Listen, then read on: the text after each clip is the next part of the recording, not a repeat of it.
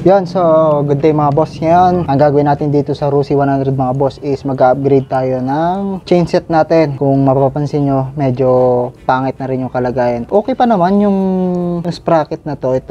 Ang nakakabit kasi ngayon dito mga boss is yung 1434 and mag-upgrade tayo ng chain set. Ang set na natin ngayon is 1436 kasi nga dahil naglaki ako ng gulong dito sa likod at sa harap para mabuhat niya yung bigat.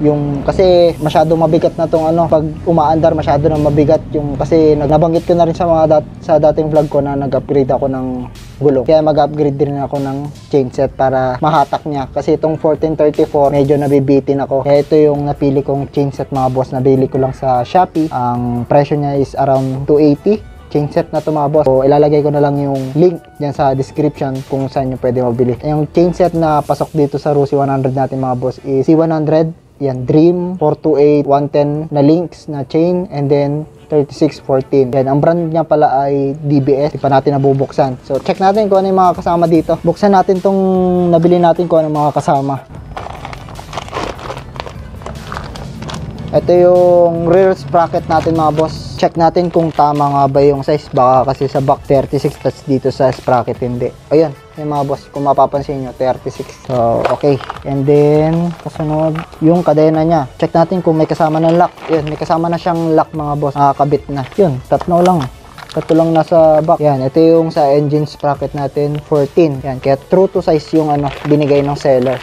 So legit mga boss. Chain, engine sprocket, tapos yung sa rear sprocket. Bago natin tanggalin tong gulong mga boss para palitan yung rear sprocket natin, gawin natin ay tanggalin natin tong foot peg tapos itong chain cover para malinisan natin yung dito, yung sa may rubber, yung sa rubber dito para matanggal na rin natin since magbabaklas din naman na tayo. Linisin na lang din natin. Yan. Tanggalin natin yung foot peg tapos yung chain cover.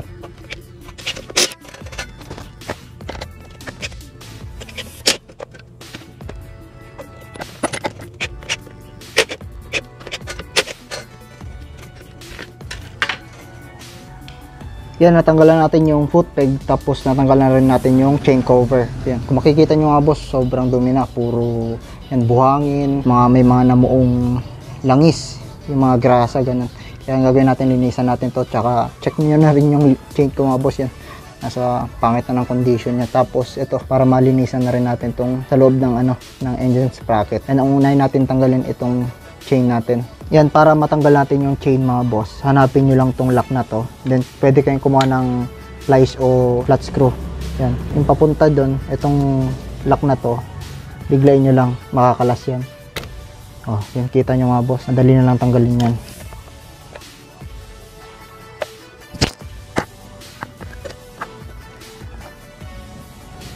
Natanggalan na natin yung kadena natin mga boss. Sunod na natin tong engine sprocket. Para matanggal to, kuha lang kayo ng 10mm na socket o kaya T-wrench. Tapos ilagay nyo yung motor nyo sa first gear para may pigil siya.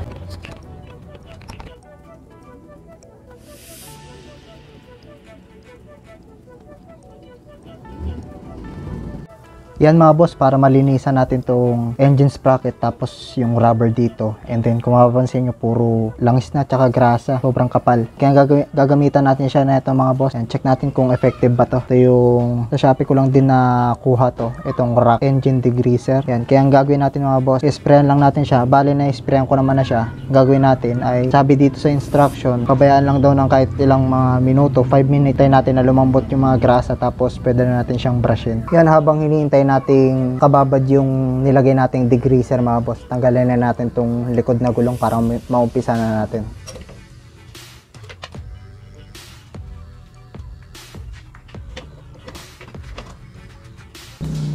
Yan mga boss, bali natanggalan natin yung ating gulong sa likod. Susunod na natin, tanggalin natin tong rear sprocket. Para matanggal to mga boss, kailangan yung iunat tong mga bakal na to. Ito mga to, yung parang lock nya.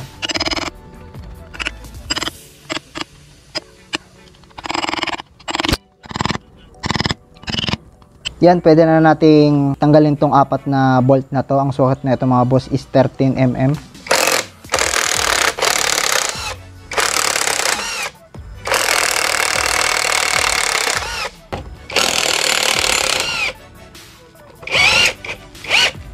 natanggalan natin yung 4 na bolt, pwede na natin tong iangat tong sprocket nya. Yun. Ang gawin natin mga boss, linisan lang natin. Linisan na natin tong flange hub nya. Pwede na natin tong ikabit yung bago nating sprocket. Nailapat na natin yung bago nating sprocket. Huwag nyo kakalimutan itong mga boss, itong parang lock nya.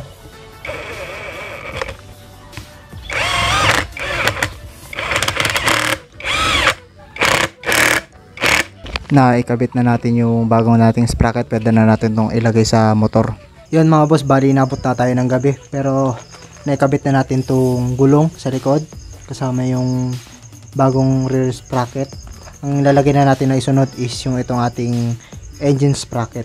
So ang pagkabit na ito mga boss, same process lang din sa pagtanggal natin kanina. Kung ano yung mga tinanggal nyo, ganun lang din yung pagbalik. Huwag nyong kakalimutan yung lock nito, tapos yung dalawang tornilyo. Naikabit na natin yung engine sprocket. Ang gagawin na lang natin sunod mga boss ay susukatan natin ng yung bagong kadena.